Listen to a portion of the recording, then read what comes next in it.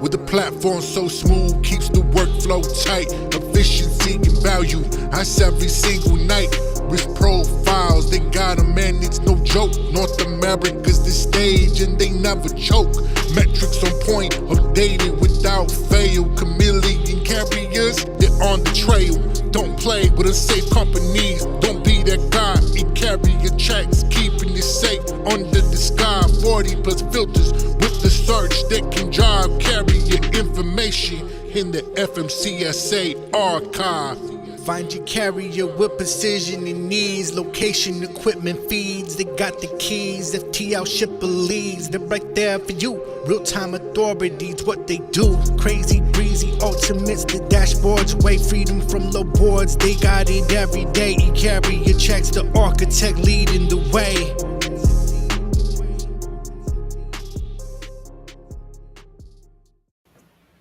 Hello. Happy Wednesday. Jared, how the heck are you, man? What's going on, man? It is hump day, and I am jacked, man, honestly. More importantly, it's above zero in Nebraska today. I'm going to take that for a good day. It was a wild few days. I mean, the kids were off school. It was cold. You know what I mean? Yeah. My dad texted me last night. He goes, "Guess what I did today?" I go, "What's that?" And he goes, "I started my car." It's awesome. Must be rough to be 76. You don't care. Yeah. You don't care. Yeah. It's definitely been a rough week with weather across the whole country. I had the opportunity to go, talk to a lot of different brokers that are dealing with weather this week. Oh yeah. Carriers that are dealing with weather this week. What's going on, man? Thanks for being on. We appreciate it. I'm excited about today. We're talking about relationships. We're talking about we see on the different sites, the LinkedIn sites, they're always saying, well, how do we improve that carrier broker relationship? And we are going to solve world hunger today and that issue at the same time. So I'm excited. Both of them are happening today on the show. The next 45 minutes, so get a buckle up and let's just go. Shaggy, what's going on, man? It's good to see you. Good to have you on. Glad you're here. Hey guys, just for 21. Awesome. Yeah, good. Things have been super helpful, man. Yeah, good. I'm glad you're on, Renzo. Tell me how things are going. Are you making calls or what you're up to? I love that. So kick us off, Nate. I know we're talking about relationships. We're talking about building relationships. Yeah. We have a special guest that's coming on here in just a little bit. We'll have him on for just a few, and I'm excited about that. But kick us off. You are the king of relationships when it comes to servicing our clients, right? You're the king. There isn't a better person at it. I love what you do. Appreciate that. But I don't know if you realize everything that you do in order to build those relationships. Well, I think it's important, and I was going to touch a little bit on you as well, because people don't think of different ways how to build that relationship. Especially when we're talking specifically carrier-broker relationships. But I just think it's important to treat someone, as a human, respect. I think that's a way to start building that relationship. Sure. And that's what's nice about the people that call our phones is I get to hear a little bit about their life, their journey, and, we truly care what they're going through. Yeah. Because times are hard. Oh, yeah. This is not an easy industry to be in. Right. And, that's why we do our show and what we do, right? So. I think something to add on to that as we, one of the things that I think you're probably one of the better, this is one of your better skill sets, is that because you've worked in kind of that, you used to work with kids, used to work in mental health industry, I think you listen probably better than anyone I know. And you can identify what those people are going through. And I think, having that empathy, but feeling what they're feeling, you know what I mean? Like Renzo's probably sitting here going, this is a little harder to do than I thought. He just turned 21, which is friggin' awesome. I don't know. You hungover today? I don't know. I know my 21st birthday was not pretty. I'll tell you that. My brother took me out. Woo! I found out what a 3 Wiseman shot was. It's a bad idea. Don't do those. But back to you. You are incredible when it comes to empathetic and listening and being an active listener in just that day-to-day conversation. Right. Well, I appreciate the hype there. But I just think it's important to kind of really, especially if you're a broker trying to build a relationship with the carrier, listen to their wants and needs. Yep. If you don't, they're just, it's not going to happen. Yeah. And vice versa, right? Help each other out, team up here, right? I just think it's really important to kind of see where they're at in their journey as far as the carrier. I'm excited to have Ed Burns on because he'll probably add more value than what I'm saying now. Yep. But yeah, I just think it's important to listen to that person. Little things you could do. Maybe send them a gift, a card. Yeah. Happy birthday. Yeah. How's your week look? Yeah. What can I do to help you? Yeah. And I didn't know you as a freight broker, but I've heard you make live calls. Yeah. Some of the things I've kind of picked up with you since being next to you for almost 2 years is how you start off a conversation. How's your day? What can I do to help you? When you're a freight broker back in the day, what are the few tactics that you did to build a relationship with some carriers? I love this because there's two different calls that you're getting. Okay. The first one is that inbound call from a load board. Yeah. Okay. Yep. And there should be a balance in the relationships you gain, but today we're just talking about, those relationships, but those calls that come in from a load board, right? Obviously it's transactional, but it doesn't have to be. No. Yeah. A transactional, and adding one question to this conversation is my favorite thing ever. Obviously you're going to have the same conversation over and over again, right? They're going to say, hey, what's your MC? What's the lane? What's the pickup time? What's the delivery time? But as a freight broker, if you add this one question, this is it. If you add this one question to your conversation, it starts to change the way carriers look at you and potentially turns one of those guys that came off a transactional load board to potentially one of those guys that you're texting or emailing and not even posting it up. Right. All you have to ask is, hey, is this a good lane for you? If I have another one of these next week, are you in this area all the time? Yeah, for sure. And Gunner, actually, we've had him on the show. I was listening to one of his calls the other day. We went over to that brokerage, and the dispatcher actually asked Gunner, hey, is this a consistent lane you guys have? And Gunner's like, actually, yeah, it is. Like, I'll let you know if this comes up again. Yeah. I'll keep in touch with you, right? And now that dispatcher literally calls in almost every day, Gunner said, and is asking, hey, got anything on that specific lane? So it's relationship building right there. Absolutely. This was kind of interesting. I got to spend some time with a broker this week that needed help with an RFQ. Oh, yeah. A request for a quote. And so we're working this. It was only 25 lanes. He does subscribe to Green Screens. Okay. So he has the latest rates. He has all of the rates. And what I thought was probably the most interesting thing about this conversation is that he goes, I know I can just bid, plus 10% off Green Screen or plus 15%. He goes, but I really just want to pick up the phone and talk to a carrier. And I'm like, well, let's do it. I said, let's have a conversation. So we looked up a couple carriers that were running this lane and e-carrier check, which was convenient. And we had 20 conversations this week that were phenomenal.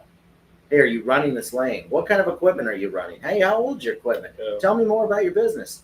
And this week was truly phenomenal when it came to finding some carriers. Now, I don't know if he'll get this business. Right. He sent the quote in. Hopefully he's competitive, right? It's for Q2, Q3. For this particular customer, they do 6-month RFQs. Kind of an interesting company, but I tell you what, he had probably the most just deep impact conversations because he didn't just listen to his technology. Right. He picked up the phone and talked to the carrier and just enjoyed the conversation. And I loved everything. What's up, Robert? Animals? What's going on, Robert? How are you, man? It's good to see you. How's your week, man? You just slinging trucks? What's going on? I'd love to hear from you. I'd love to see how things are going. By the way, watch his show. He's got an incredible show. Robert, tell us when your show is. We can put that in the notes here. But back to those conversations. We had a list of questions, and we wanted to find out several things.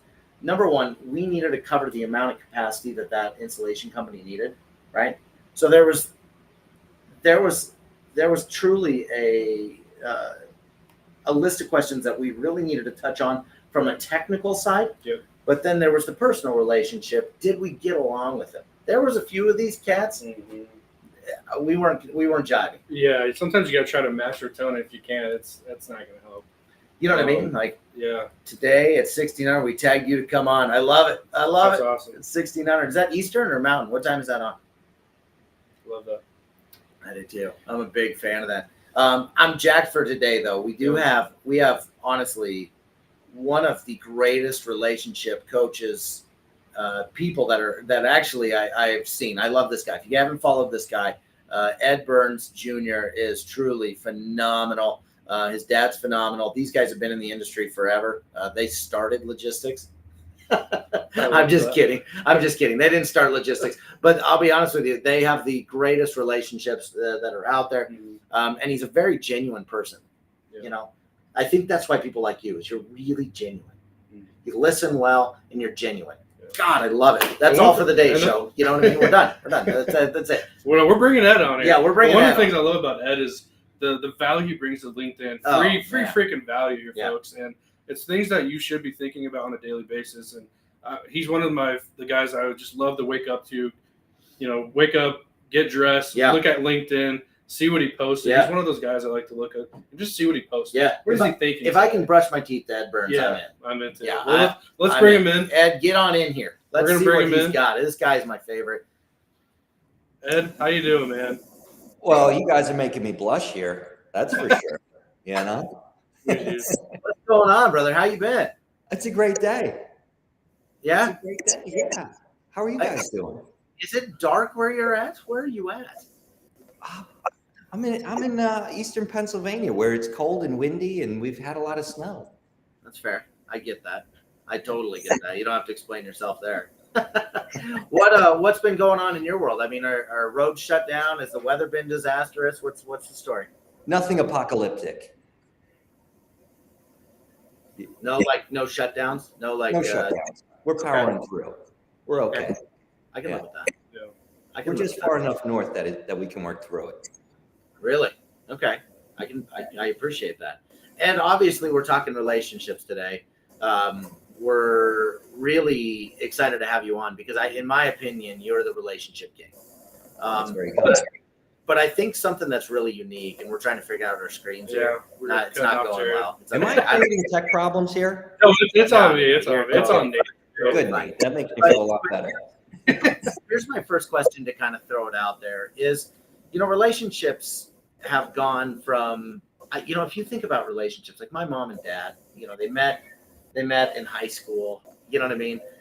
There wasn't social influence of any sort. We can make this work. Don't sweat it. We're just sitting here. If I can get closer to you, we can get closer. I'm in. I like that. That's a good look for you guys. If you want to get a picture, you're more than welcome. We'll all turn. I'm taking a screenshot right now.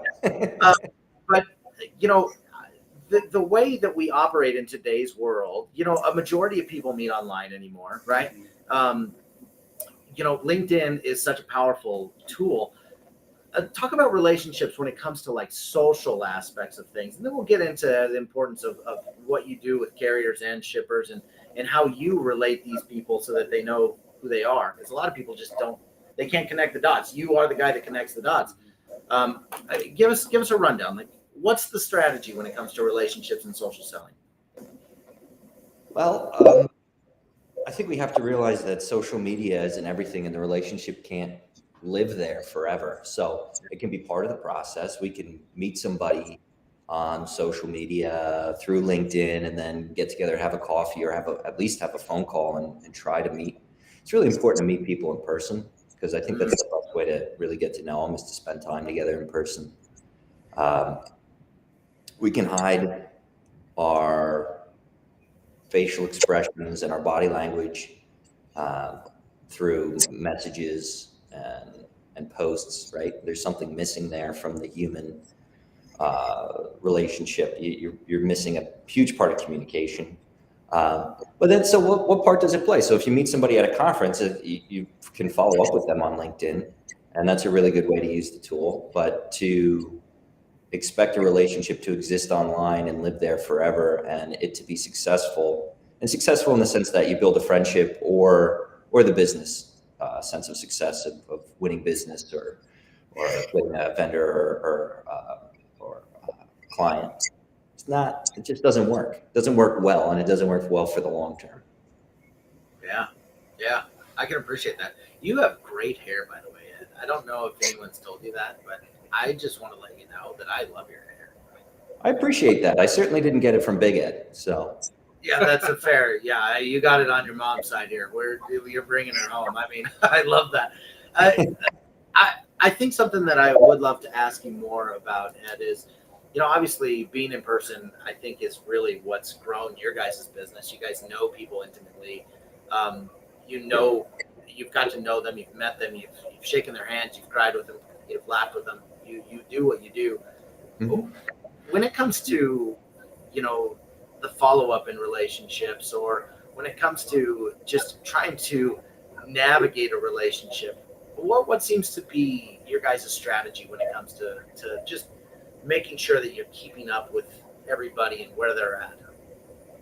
Yeah, well, so that's hard. It's really hard to keep up with everybody all the time, right? So part of it is, putting ourselves out. You put content out there. Part of that is to just stay in touch and stay in front of people.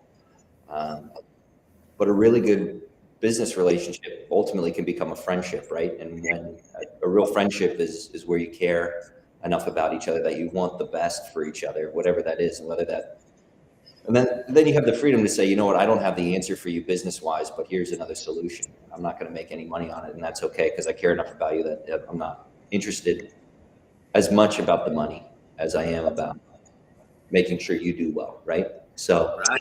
I think if you have that approach with other people, it makes it easier.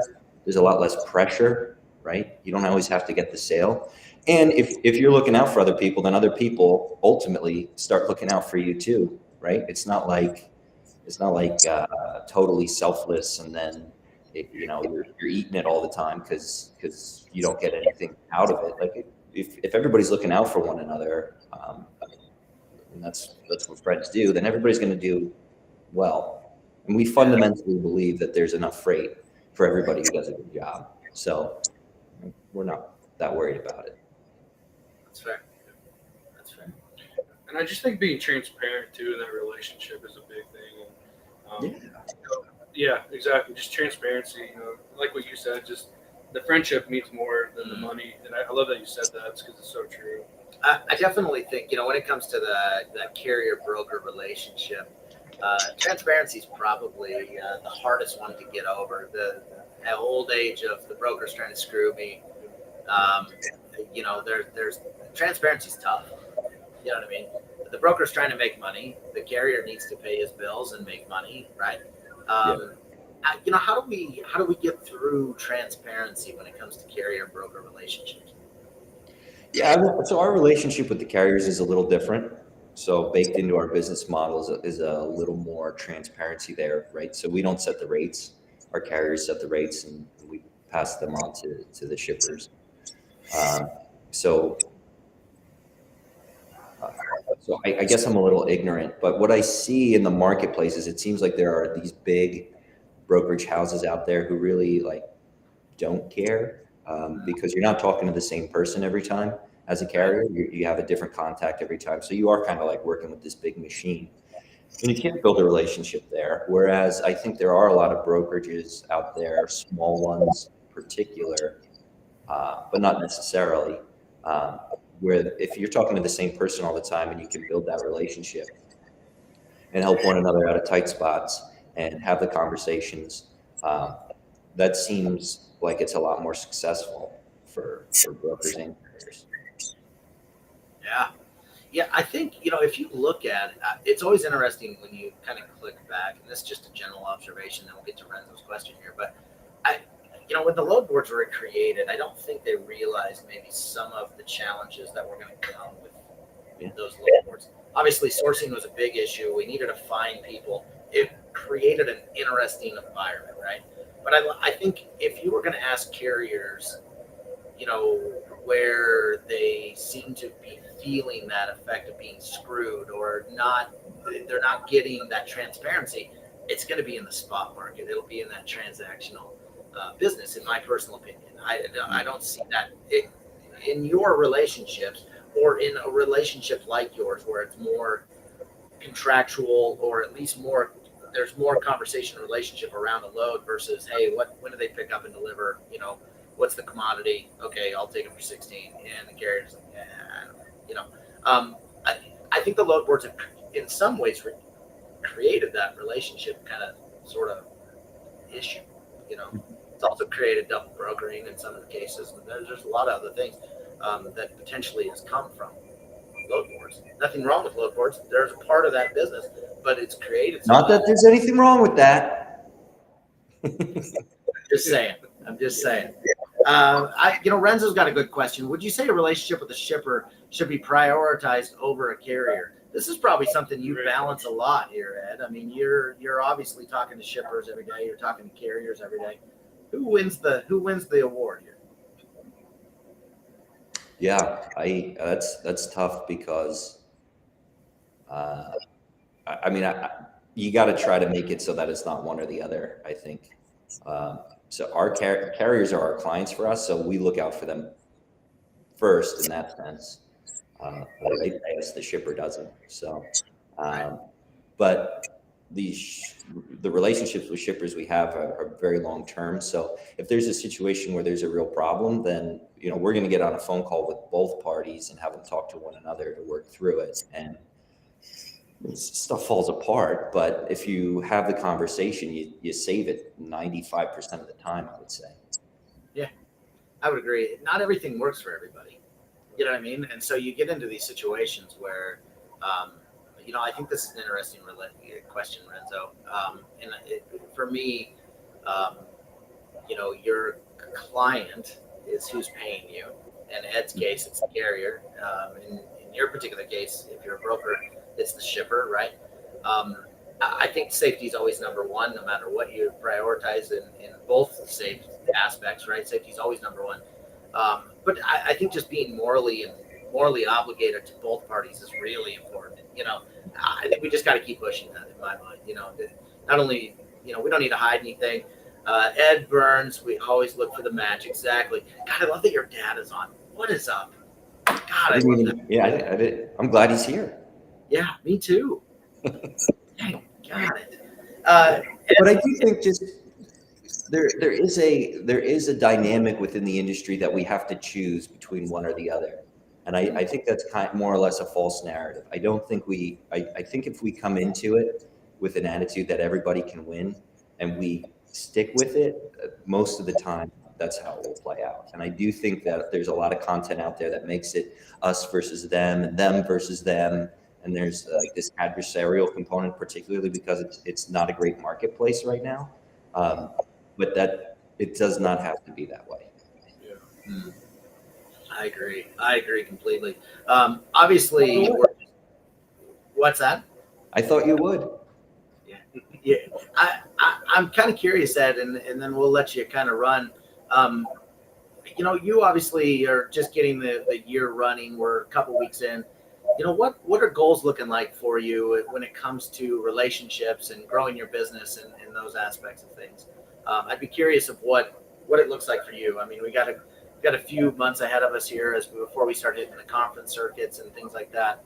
You guys are always winners in all those aspects. You guys go to the conferences. And, I enjoy seeing you when we can and hugging. If I was with you right now, I would hug you. I just want you to know that. Well, we're gonna hug next time we see each other when we get our next pro time. Yeah. Are you going to the Carrier Broker in Kansas City? Not at this point, no. How about TIA? Are you going to TIA? We really don't do the broker conferences. That's fair. You're going to Food Shippers though. We'll be there. Yeah. We'll be very there. All right, I like that. Yeah, give me back to the original question though. I mean, what's your goals look like, man? I want to hear top 3 things that you're excited to get done in 2024. Yeah, well, I think for us, we can find ways to communicate more effectively to Nate's earlier question, what we were talking about with, how do you stay in touch with a lot of people? And at this point, we've accrued a lot of people who we know and have good relationships with. But are we calling them regularly enough? Are we talking to them regularly enough. Like anybody, we struggle with being the victim of the moment from time to time, where we get caught up in whatever's in front of us. So we're just, the big goal this year is to get more steady in our communication with shippers and carriers, to communicate more frequently, share information more effectively. So part of that for us is how can we clean up how we operate on our back end, change how we store and share files, right? Like that's just a little fix that I think that will help us to work faster. So those are the kinds of things we're going to be working on this year. What about you guys? I got to ask a deeper one, and then I'll tell you a rundown on how we're going to take over the entire world. Yeah. How do you, boy, that's such a large goal to streamline communication, to have more steady conversations. Is there technology involved in what you plan on doing? Are you doing it the old fashioned way and you're just picking up the phone? Are you just setting time blocks so that you get in touch with these people? What on that specific goal, how do you do that? Because I tell you what, we talk to hundreds of people, and if we could get better at communicating or even going deeper in our relationships, we would. But sometimes there's only so much time in the day. So what are you doing to execute that? I'm just kind of curious. Oh, great question. Well, we're getting Big Ed on the phone a little bit more than he had been in the last couple of years. So just getting rid of distractions and prioritizing that phone call time and holding one another accountable to who we talk to and when. We're trying to do a better job. We threw an event about a month and a half ago here in Pennsylvania where we are. We had like 100 people show up, and all people from all different industries. We had brokers and carriers and manufacturers there, but we had insurance people and financial advisors, and accountants, and just all kinds of different people from different walks of life who we know. And I think that allows us to see a lot of people, catch up with a lot of people, make a lot of connections in a short amount of time. So I think we're going to do more things like that, and people love it. It's enjoyable. It's fun. So it's not hard to get people to come out and do something like that. Yeah, I definitely think that human element, that touch, is so important. I know something that this is kind of interesting. You asked what our goals are, and it's definitely trying to be more intentional with our time. And so, we're doing a lot more, time blocking. How do we put it in our calendar and just stick with our calendar no matter what? 1:30 with cold calls, we're doing social media, we're doing this, that, and this year is really about it being intentional with our time. And honestly, for the most part, let's be honest, it really doesn't take that much time to actually get all these calls in or get some of these emails out or make that social media post. Yeah. But for whatever reason, you get so distracted by the daily phone calls, which we want to help everybody. But sometimes wanting to help everybody ends up taking more priority of growing the business in some regards. You know what I mean? Oh my gosh. Live it all day, every day. Yeah. You had a post actually about distraction, and like Jared says, find less distractions, be intentional. Mark things in our calendar. Let's get it done. Don't push it off till tomorrow. Maybe turn off ESPN in our office. Limit that distraction. Well, I know. You're so right. That's a good call out. Yeah. Thank you. And schedule. And I think the other thing is you can schedule distraction time, right? Like I'll put an hour in my calendar for, catching up to those people who reached out with maybe it's not my priority today, but it's their priority today. And I can give some time to it, but it's not going to be in the middle of when I need to be doing what I need to do to move us forward. Yeah. I love that. So I love that. Ed, what you guys are awesome. And the setup is really hot. That's phenomenal. Thank you. We're in Nebraska, so it is what it is. We're in a steel building.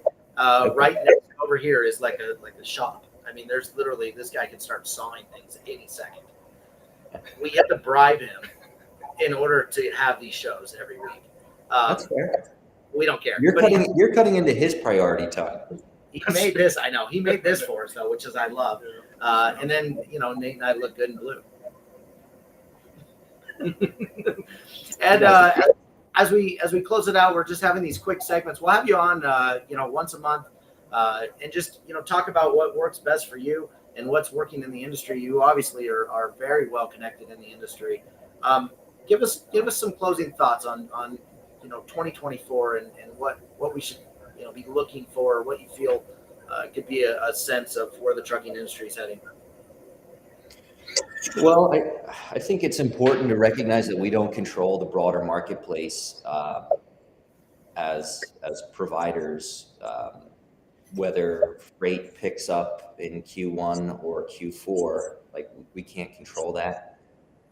What we can do is we can control our communication, and that's both day to day with what's going right and what's going poorly, and we can control how we foster and manage our relationships and put time and energy into them.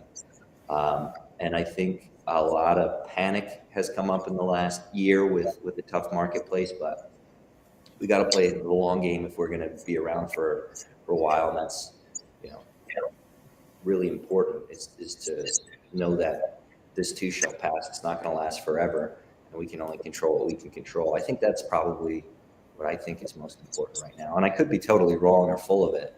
And I hope that's not bad advice.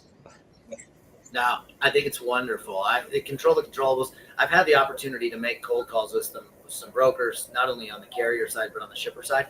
I think people are just open right now to having a conversation. The general, I've made hundreds of calls already this year, by the way. And we're 17 days into this hot whip, and I'm just beating doors down. And people are just more open to having a conversation than they were in November, December. I think you're right, Ed. People are starting to go, hey, I need to control the controllables. I can't control what is going on right now. I can control the quality of carriers I'm hiring. I can control the relationships I'm trying to build. I can control what I do on a day-to-day. And so I love that advice. Ed, give us a quick, give us just a 30,000-foot view of who you are and what you do real quick, because I know we have some people asking, what does Ed Burns do? So. Yeah. My name is Ed Burns. Our company is Burns Logistics. I love building sandcastles and connecting people. Our business model is really simple. We connect shippers and carriers together directly. The carriers are our clients. We find them freight. We work in the contract space pretty much exclusively. We're looking to create long-term relationships between shippers and carriers and set them up for success. So does that answer? God bless it. I mean, did you read that? Is that, woo. That was great. I also want to include Ed likes long walks on the beach. I'm just saying. I do, actually. Yeah, I think they're phenomenal and very good for the mind. I have to say, I'll be honest with you. I get shin splints from walking on sand. So the long walks on the beach is unfortunate for me. Not that I'm opposed to it. I'll walk through that pain if I got my beautiful wife next to me. Yeah. But I get shin splints. It's something I have to deal with. Yeah. So you're going to have to build up your tolerance for walking on the sand. That's what I'm hearing. Yeah, that's what I hear too. Ed, we will see you next month, brother. It is always great to see you. Thank you for being on. We love the value, man. Have a great week. Have a beautiful day. Take care, gentlemen. Thanks, Ed. That guy he has got some beef, man. Like he just understands how people operate. Yeah. You know what I mean? And I think the way you get to that position is asking those right questions, right? Yeah. You got to ask those right questions, really just be a human and just kind of understand what the other person's going through on the other side of the phone. Yeah. Try your best at least. Yeah. I think if you think about the questions that you're asking people, you can actually go, am I having a relationship conversation or am I having a transactional conversation? And I think it's really, really important that I think it's really important that you actually, take the time to think and be intentional with the questions you're asking the people that you're on the phone with. Because asking that last question on a transactional one, hey, is this a good lane? All of a sudden starts a different mindset, not only with the carrier, but also with you, and you can see if you can get it there, right? You know what I mean? So I really think, if everybody, and I like Tire Killer, he's like, I'm a little biased, but it's always a carrier. I can't get enough of you. I don't know where he's at. I bet you. Where are you at? Let me guess. I'm gonna guess Tire Killer's in like Illinois somewhere. It's hard to do that in Nebraska. I don't know who that was, but I love that they're referencing Nebraska. Yeah, Shout out. it's probably I mean, we can take you to the lake, and Yeah. we got a lake here. Don't have a beach. No, there is no sand in Nebraska. I do want to talk about just kind of on this relationship. Yeah. Yeah. But let's talk about rekindling the flame or the fire, if you will, with a relationship, whether it's that shipper or the carrier. Obviously, we talked about transparency. Talk about rekindling a flame with maybe a shipper that maybe went wrong, or maybe a carrier that maybe kind of fell off.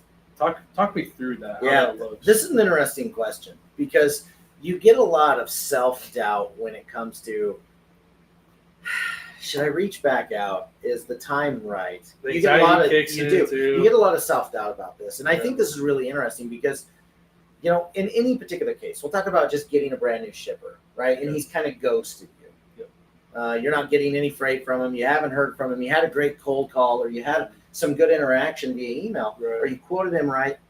I gotta say that today is a good day to reach back out to those people. You know, if something went wrong, let's be vulnerable. Let's have a conversation about how it made you feel. Heaven forbid we talk about feelings in the trucking industry. I know, right? It's okay to be soft. God, just let it know. Hey, I didn't like how this interaction went. Yeah. This is how it made me feel. You know, just be vulnerable. Take your egos down. Be vulnerable. Be willing to be vulnerable. There's half the battle. Yeah. And reaching out. And some particular cases, it may not be the right time for the other party, and you need to be okay with that. Don't hold it against them. Oh, I reached out to them. People are going to heal in their own time. Right? Now, if it's a stubborn shipper that you haven't built up enough value or trust or things like that, you're not necessarily in that relationship where you're trying to rekindle it. You're just trying to add as much value as possible, right? But when you burned a bridge or you had a situation go awry or you didn't do something right? I think it's really important that you take that first step, put yourself out there, send an email, because sometimes the phone call can have too much emotion and you may not say what you're thinking. And just take a second and just say, hey, you know what? I'm sorry. This is what I did. This is why I did it. And that was wrong. And I'm sorry. So you want them, pretty much you're saying, take ownership of Take what ownership. happened and Be vulnerable. acknowledge that. Right. Yeah. But don't, some people it's not the right time, right? So I think this is something that, you know, if you had a carrier situation that didn't go the right way, Right. gosh dang, we've all been there, where it was just brutal. That carrier was terrible. That broker was terrible. They didn't pay me accessorials for the 7 hours I waited. Or that, you know, you talk about those relationships, you know, if you can be transparent up front as a broker and tell carriers, hey, I want you to know, here's our accessorial table. If things go awry on this load, here's what you're going to get paid a wait time. Here's what you're going to get paid for layover. Here's what, you know, being transparent and letting people know that up front, boy, that kind of takes some of that anxiety out of the carrier going, man, I hope this friggin' load goes right. You know what I mean? For sure. So I think having those upfront, especially in transactions, holy cow, the transactional world is why people are pissed off at each other. That's it. Because we've turned it into a commodity, into a transactional functionality, specific to the spot market, right? You know, there's some issues, right? Well, since you brought up spot market, let's talk about maybe rates and how maybe relationships could maybe possibly get you some different rates, right? For example, if you post a load, you know, do you get better rates on those calls coming in off the load board, or do you think you'll get better rates when you're outbound calls? That's a great question. And this is kind of interesting. And this all comes down to, in my personal opinion, about the tactic of negotiation. Normally, the people that are calling you are more willing to give a better rate, Okay. right? If I call it, let's say that I got a Chicago to Chicago move and I post it up. Like Tire Killer calls you. Yeah. And I post it up and they call me. We're talking transactions. Yep. This guy's motivated to move his truck. Right. If I call somebody in Chicago, I probably just caught him. You know, he's not thinking about this load, and he's going to just ballpark something that makes sense for him, Mm-hmm. right? Yeah, I need $600. Well, you probably off the spot market just got 500, Yep. right? So that's always been my experience. Now, if you're willing to grind it out a little bit and have sort of this hybrid methodology where you just got a couple calls from, you know, some of the transactional people that are motivated, and you've got a couple good relationships, and you call those relationships, say, hey, you know, here's what I've got for it. Can you do 500? Normally, they're a little more forgiving with that negotiation. Okay. So I could see this going both ways, but in my opinion, as a phone call coming in, here it is. That's fair. If you call them, though, and you tell them where you need to be, as long as you approach it properly, Right. you know, don't be a jerk. Just, hey, you know, I got a couple calls off the load boards. I would rather use you. I know your service is better. Yeah. Any chance you can be at 400, this will help myself out and my client. You know, I think it's how you position or the wording that you use. Yeah, The importance of wording is so incredibly important when it comes to negotiating. And we've gone to this all robotic, autonomous, everything, you know, picking up the phone and letting people hear your voice and the kindness in your voice or the aggressiveness in your voice or whatever it may be is going to help you or hinder you in one direction or the other. Boy, negotiating off the spot markets and versus outbound, it's really a big difference. I guess. So yeah, it's something definitely to. The reason why load boards got so big so quick is because it's the easiest. Yeah. Okay. I'll give you an example. Is when we were calling, I'll give you, this is a perfect example. I worked that RFQ with that guy, right? He had a load that was the similar lane that next day. Okay. So we posted that up and he got, I think, 2 or 3 calls immediately. Okay. Then we got those rates. We started calling carriers off eCarrier Check that ran those lanes as well. It took us 3 calls to find somebody that was willing to run that wasn't outside of their business, right? They're like, hey, right now my capacity is too tight, right? 4th call it did. So the reason why load boards is easier. Yeah. People want the easy. I can They see want to that. flow with the river, right? If you're willing to work for it and you're willing to grind it out a little bit, there was 2 people that we talked to that were genuinely interested in giving us better rates than we got from the load boards and genuinely interested in saying, hey, I really want a relationship with a broker that knows my business, knows my operation, and knows how he can benefit me. Right. And so those relationships are out there. You just got to go knock on the door. Yeah. Yeah. I see what you're saying. It's just easier. Some people, I think it's just, I don't know if it's broker anxiety, but you know, sometimes those outbound calls are tough, right? Yeah. I mean, you don't really know how to start that conversation. Like you said, you know, you really got to know how to start it. Yeah. You know, like you said, don't be a dick, but Yeah. how do you start that? What does it look like? You know, honestly, just start making calls to carriers today and Yeah. get a vibe from them. I'll Learn give how to you a talk. quick, this is what we found, right? Because carriers get calls a lot Okay. off the, off those phone numbers that everyone has from the FMCSA. Maybe it's dispatchers, maybe it's insurance people, maybe it's Right. factoring companies, right? So here's what I do, or here's what worked for us, okay? Because we called and said, hey, this is Jared, and we said the name of the company. And in that particular case, what we would do in the first 5 seconds, we said, hey, we're working on a lane that's right in your area from Chicago to Milwaukee. Is that a lane that works for you? And we were 10 seconds in going, and this guy's going, yeah, this can affect me right away, Right. right? It's not like, hey, how's your insurance? Or, hey, how are you finding loads? We were really specific. And so in the first 10 seconds, we went in with that, hey, we're working in this lane for flatbeds.